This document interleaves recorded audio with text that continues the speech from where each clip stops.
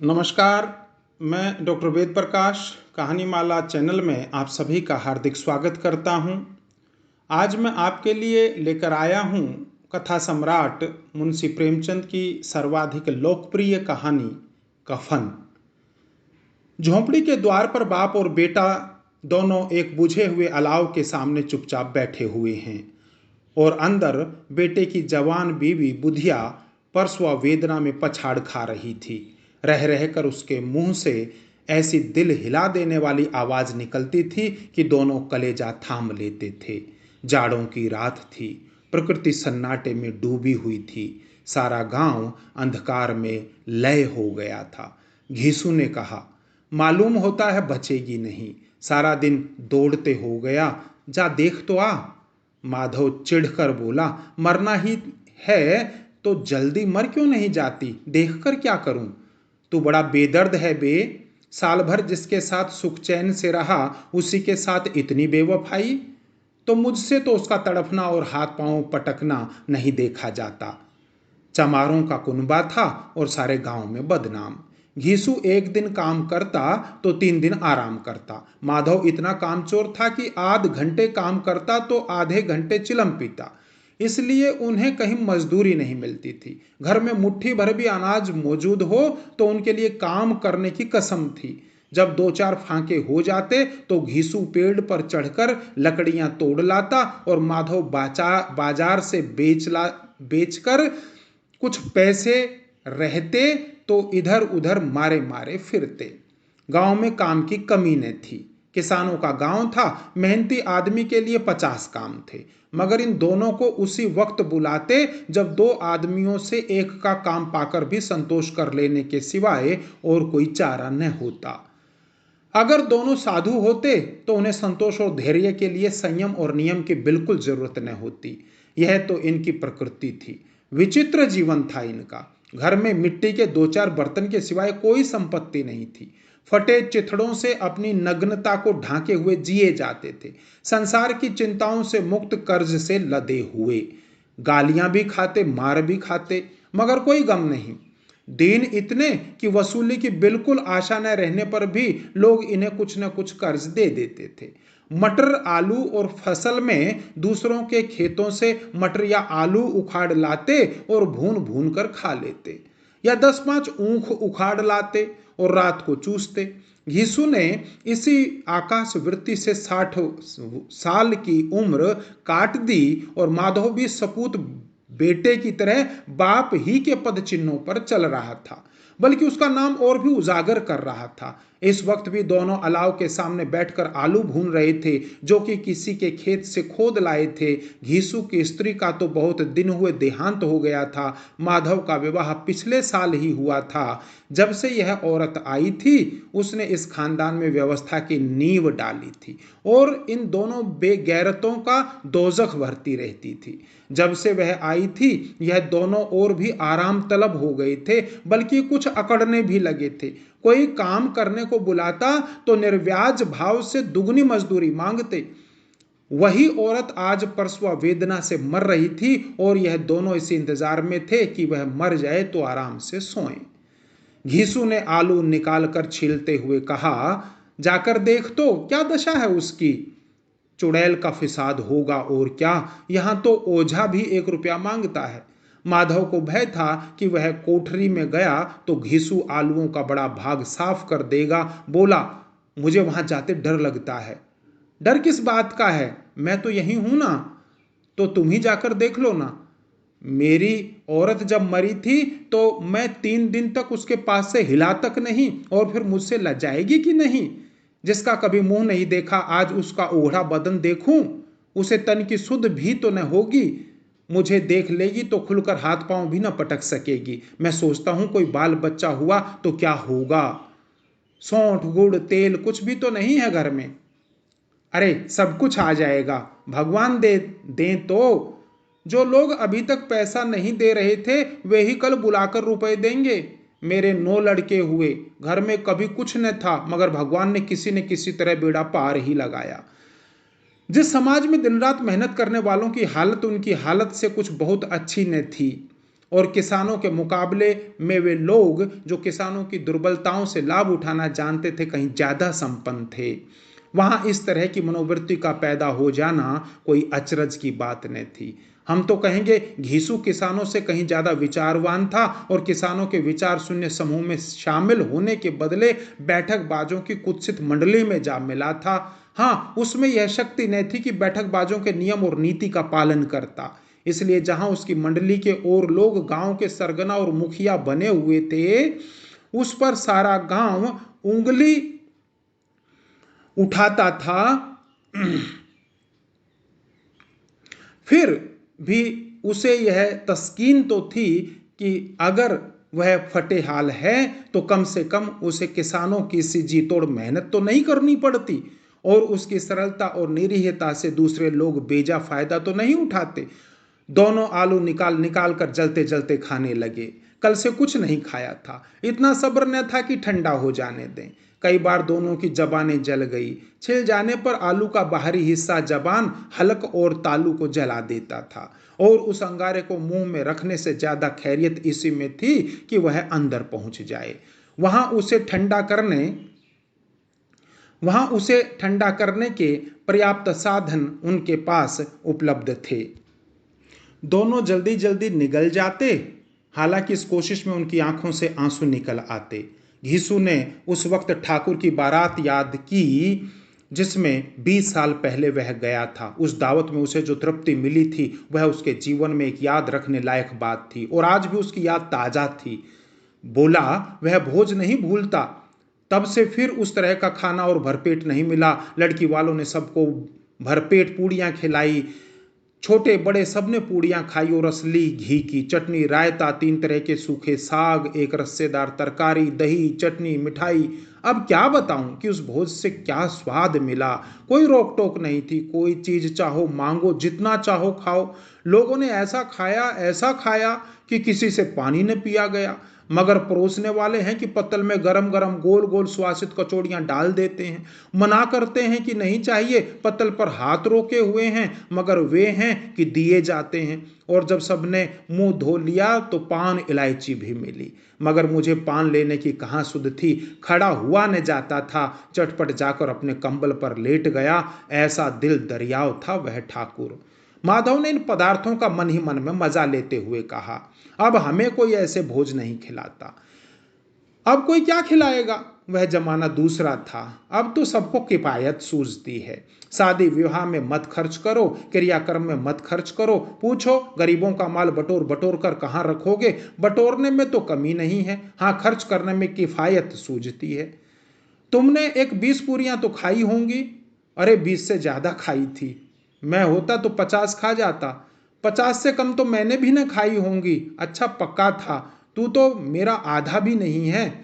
आलू खाकर दोनों ने पानी पिया और वहीं अलाव के सामने अपनी धोतियां ओढ़कर पांव पेट में डालकर सो रहे, जैसे 2 बड़े बड़े अजगर गेंडुल्ली मारकर पड़े हों और बुधिया अभी तक कराह रही थी। सवेरे माधव ने कोठरी में जाकर देखा तो उसकी स्त्री ठंडी हो गई थी। उसके मुंह पर मक्खियां भिनक रही थी, पथराई हुई आंखें ऊपर टंगी हुई थी, सारी देह धूल से लथपथ हो रही थी। उसके पेट में बच्चा मर गया था।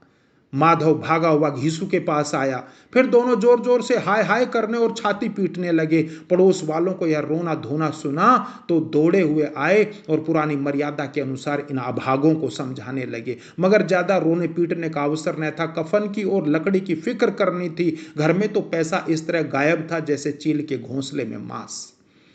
बाप बेटे रोते हुए गांव के जमींदार के पास गए। वहां इन दोनों की सूरत से नफरत करता था। कई बार इन्हें अपने हाथों से पीट चुका था। चोरी करने के लिए वादे पर काम पर न आने के लिए पूछा, क्या है बे घिसुआ, रोता क्यों है। अब तो तू कहीं दिखलाई भी नहीं देता। मालूम होता है इस गांव में रहना नहीं चाहता। घिसू ने जमीन पर सिर रखकर आंखों में आंसू भरे हुए कहा, सरकार बड़ी विपत्ति में हूँ। माधव की घरवाली रात को गुजर गई, रात भर तड़पती रही सरकार। हम दोनों उसके सिरहाने बैठे रहे। दवा दारू तो जो कुछ हो सका सब कुछ किया, मुदा वह हमें दगा दे गई। अब कोई एक रोटी देने वाला भी न रहा मालिक, तबाह हो गए, घर उजड़ गया। आपका गुलाम हूँ, अब आपके सिवाय कौन उसकी मिट्टी पार लगाएगा। हमारे हाथ में जो कुछ था वह सब तो दवा दारू में उठ गया। सरकार की ही तो दया होगी तो उसकी मिट्टी उठेगी, आपके सिवाय उस किसके दरवाजे पर जाऊं। जमींदार साहब दयालु थे, मगर घीसू पर दया करना काले कंबल पर रंग चढ़ाना था। जी में तो आया, कह दे चल दूर हो यहां से। यूं तो बुलाने से नहीं आता, आज जब गरज पड़ी तो आकर खुशामद कर रहा है, हरामखोर कहीं का बदमाश। लेकिन यह क्रोध या दंड देने का अवसर न था। जी में कुड़ते हुए 2 रुपए निकाल कर फेंक दिए, मगर सांत्वना का एक शब्द भी मुंह से न निकाला। उसकी तरफ ताका तक नहीं, जैसे सिर का बोझ उतरा हो। जब जमींदार साहब ने 2 रुपए दिए तो गांव के बनिए महाजनों को इनकार का साहस कैसे होता। घीसू जमींदार के नाम का ढिंडोरा भी पीटना जानता था। किसी ने 2 आने दिए, किसी ने 4 आने। 1 घंटे में घीसू के पास 5 रुपए की अच्छी रकम जमा हो गई। कहीं से अनाज मिल गया, कहीं से लकड़ी, और दोपहर को घीसू और माधव बाजार से कफन लाने चले। इधर लोग बांस बांस काटने लगे। गांव की नरम दिल स्त्रियां आकर लाश देखती और उसकी बेवसी पर 2 बूंद आंसू गिरा कर चली जाती। बाजार में पहुंचकर घीसू बोला, लकड़ी तो उसे जलाने भर को मिल गई, क्यों माधव। माधव बोला, हाँ लकड़ी तो बहुत है, अब कफन चाहिए तो चलो कोई हल्का सा कफन ले लें। हाँ और क्या, लाश उठाते उठाते रात हो जाएगी, रात को कफन कौन देखता है। कैसा बुरा रिवाज है कि जिसे जीते जी तन ढकने को चिथड़ा भी न मिले, उसे मरने पर नया कफन चाहिए।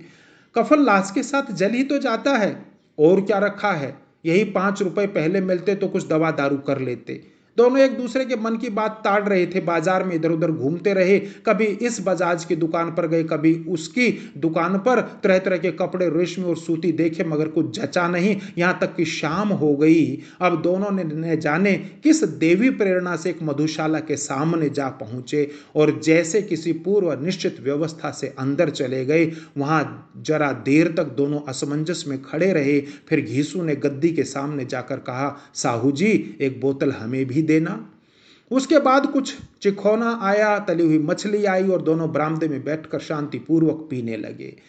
कुछ कुज्जियां ताबड़तोड़ पीने के बाद दोनों सुरूर में आ गए।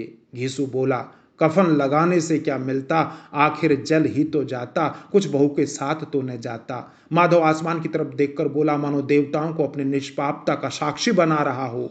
दुनिया का दस्तूर है, नहीं लोग ब्राह्मणों को हजारों रुपए क्यों देते थे। कौन देखता है परलोक में मिलता है या नहीं। बड़े आदमियों के पास धन है, वे फूकें, हमारे पास फूकने को क्या है। लेकिन लोगों को जवाब क्या दोगे, लोग पूछेंगे नहीं कफन कहाँ है। घीसू हंसा, अबे कह देंगे कि रुपया कमर से खिसक गए। बहुत ढूंढा नहीं मिले, लोगों को विश्वास न आया, लेकिन फिर वही रुपए देंगे। माधव भी हंसा। इस अनपेक्षित सौभाग्य पर बोला, बड़ी अच्छी थी बेचारी, मरी तो खूब खिला पिलाकर। आधी बोतल से ज्यादा उड़ गई। घीसू ने 2 सेर पूड़ियां मंगवाई, चटनी, अचार, कलेजियां। शराब खाने के सामने ही दुकान थी। माधव लपक कर 2 पतलों में सारे सामान ले आया। पूरा 1.5 रुपया खर्च हो गया, सिर्फ थोड़े से पैसे बचे रहे। दोनों इस वक्त इस शान में बैठे पूड़ियां खा रहे थे जैसे जंगल में कोई शेर अपना शिकार उड़ा रहा हो। न जवाबदेही का खौफ था, न बदनामी की फिक्र। इन सब भावनाओं को उन्होंने बहुत पहले ही जीत लिया था। घीसू दार्शनिक भाव से बोला, हमारी आत्मा प्रसन्न हो रही है तो क्या उसे पुण्य न होगा। माधव ने श्रद्धा से सिर झुकाकर तस्दीक की कि जरूर से जरूर होगा। भगवान तुम अंतर्यामी हो, उसे बैकुंठ ले जाना। हम दोनों हृदय से आशीर्वाद दे रहे हैं। आज जो भोजन मिला वह कभी उम्र भर न मिला था। एक क्षण के बाद माधव के मन में शंका जागी। बोला, क्यों दादा, हम लोग भी एक न एक दिन वहां जाएंगे ही। घीसू ने इस भोले भाले सवाल का कुछ उत्तर न दिया। वह परलोक की बातें सोचकर इस आनंद में बाधा न डालना चाहता था। जो वहां हम लोगों से पूछे कि तुमने हमें कफन क्यों नहीं दिया तो क्या कहोगे। अरे कहेंगे तुम्हारा सिर। पूछेगी तो जरूर। अरे तू कैसे जानता है कि उसे कफन न मिलेगा। तू मुझे ऐसा गधा समझता है, 60 साल क्या दुनिया में घास खोदता रहा। उसको कफन जरूर मिलेगा। अच्छा मिलेगा। माधव को विश्वास न आया, बोला कौन देगा? रुपए तो तुमने चट कर दिए, वह तो मुझसे पूछेगी, उसकी मांग में तो सिंदूर मैंने डाला था। कौन देगा, बताते क्यों नहीं? वही लोग देंगे जिन्होंने अब की दिया। हाँ, अब की रुपए हमारे हाथ न आएंगे। ज्यों ज्यों अंधेरा बढ़ता गया और सितारों की चमक तेज होती गई, मधुशाला की रौनक भी बढ़ती जाती थी।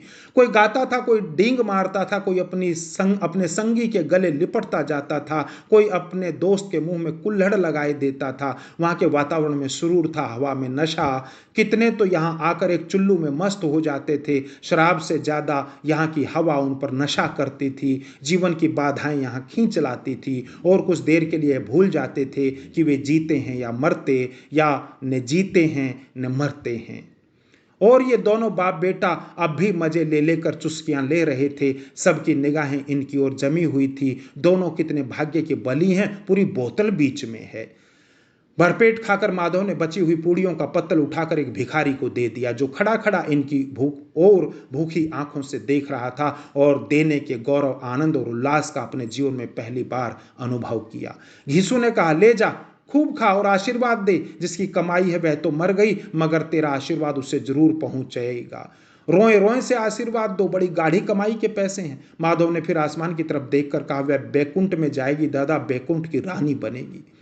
घीसू खड़ा हो गया और जैसे उल्लास की लहरों में तैरता हुआ बोला, हाँ बेटा, बैकुंठ में जाएगी। किसी को सताया नहीं, किसी को दबाया नहीं, मरते मरते हमारी जिंदगी की सबसे बड़ी लालसा पूरी कर गई। वह न बैकुंठ जाएगी तो क्या ये मोटे मोटे लोग जाएंगे, जो गरीबों को दोनों हाथों से लूटते हैं और अपने पाप को धोने के लिए गंगा में नहाते हैं और मंदिरों में जल चढ़ाते हैं?